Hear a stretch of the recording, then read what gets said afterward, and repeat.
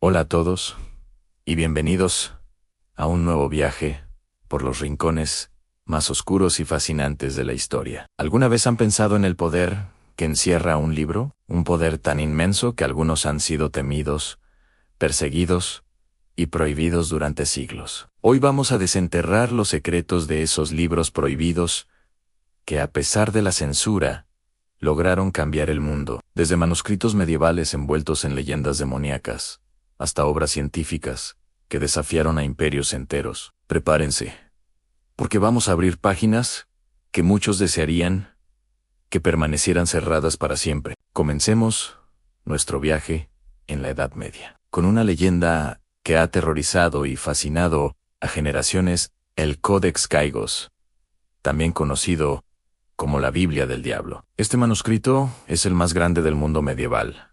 Mide casi 1 metro de alto y pesa 75 kilos. Se necesitan al menos 2 personas para levantarlo. Pero su tamaño no es lo más impresionante. La leyenda cuenta que fue escrito en una sola noche por un monje condenado a ser emparedado vivo. Desesperado, hizo un pacto con el diablo a cambio de su alma.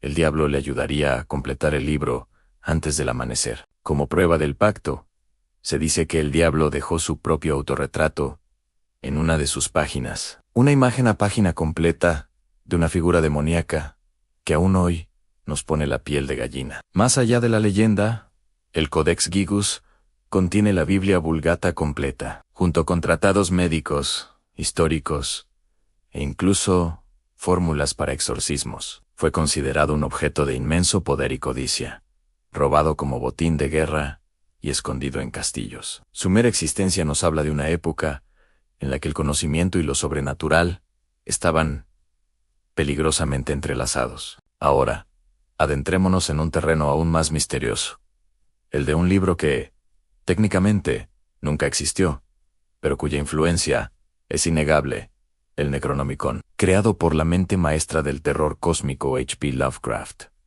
Este grimorio ficticio de saberes arcanos es la pieza central de su mitología. Según sus relatos, fue escrito por el árabe loco Abdul al-Hazde y contiene rituales para invocar a entidades ancestrales y aterradoras como Cthulhu. Lo fascinante de Necronomicon es cómo trascendió la ficción. Tanta gente creyó en su existencia que bibliotecas de todo el mundo recibían peticiones para consultarlo. Surgieron falsificaciones y supuestas traducciones, alimentando el mito. Lovecraft demostró que no se necesita un libro real para cambiar la percepción del mundo. A veces solo basta con la idea de un libro, la semilla de un conocimiento prohibido tan potente que puede germinar en la imaginación colectiva y desdibujar la línea entre la realidad y la ficción. El Necronomicon es el ejemplo perfecto de cómo una historia puede cobrar vida propia. Dejando atrás la ficción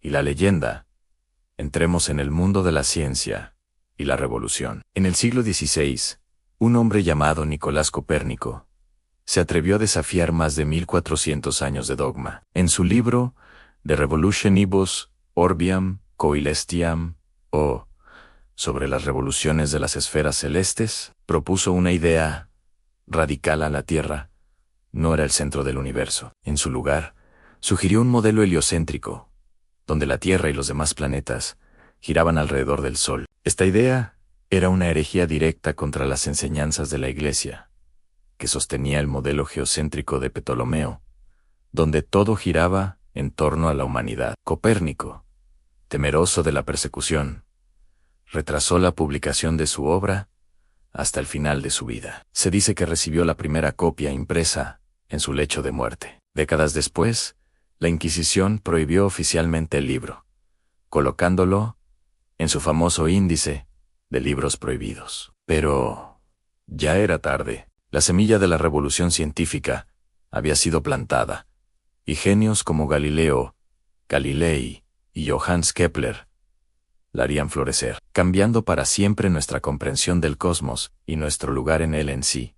Siguiendo con las revoluciones, pero esta vez en el campo de la biología, nos encontramos con Charles Darwin y su obra monumental, El origen de las especies. Publicado en 1859, este libro introdujo la teoría de la evolución por selección natural. Darwin argumentó que todas las formas de vida, incluida la humana, no fueron creadas de forma independiente, sino que descendían de ancestros comunes a través de un lento proceso de cambios y adaptaciones. Esto chocaba frontalmente con la interpretación literal de la creación bíblica. El libro causó un escándalo inmediato. Fue ridiculizado, atacado y prohibido en muchas partes del mundo. Famosas caricaturas de la época mostraban a Darwin con cuerpo de mono. Líderes religiosos lo denunciaron como un ataque a la fe y a la moral. En algunos lugares de Estados Unidos, la enseñanza de la evolución fue ilegal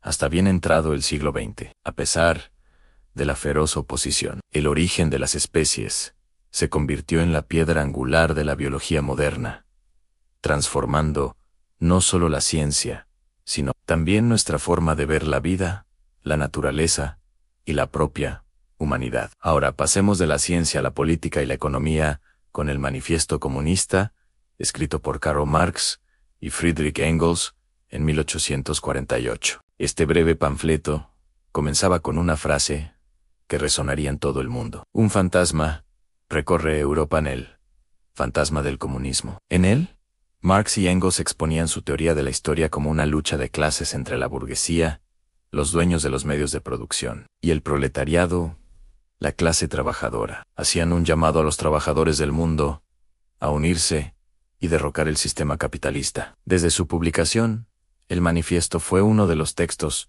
más prohibidos y perseguidos de la historia. Gobiernos de todo el mundo lo vieron como una amenaza directa a su poder y al orden social establecido. Fue quemado, censurado, y su posesión podía llevar a la cárcel o incluso a la muerte.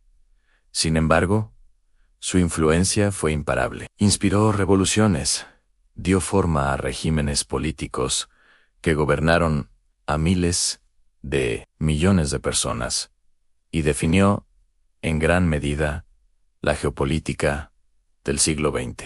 Amado u odiado, es innegable que este pequeño libro es uno de los escritos políticos más influyentes jamás publicados. En la misma línea de crítica social, pero desde una perspectiva literaria, encontramos Las uvas de la ira de John Steinbeck. Publicada en 1939, esta novela narra la desgarradora historia de la familia Joad, granjeros de Oklahoma, que lo pierden todo durante la Gran Depresión y el Dust Bowl, y emigran a California en busca de una vida mejor, solo para encontrar explotación y miseria. El libro era una denuncia brutal de la pobreza, la injusticia social y la codicia corporativa. Su realismo era tan crudo y su mensaje tan potente que provocó una reacción furiosa. Fue prohibido en escuelas y bibliotecas de todo Estados Unidos, especialmente en California, donde los grandes terratenientes se sintieron directamente atacados. Fue quemado en hogueras públicas,